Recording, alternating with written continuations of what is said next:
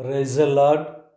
ప్రభువైన యేసు క్రీస్తు నామములో మీ అందరికీ ఉదయకాలపు శుభాలు తెలియజేయుచున్నాను.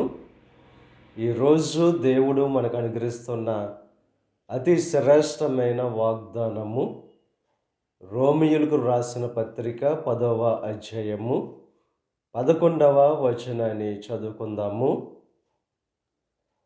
ఆయన యందు విశ్వాసముంచు వాడెవడును సిగ్గుపడడని లేఖనము చెప్పుచున్నది.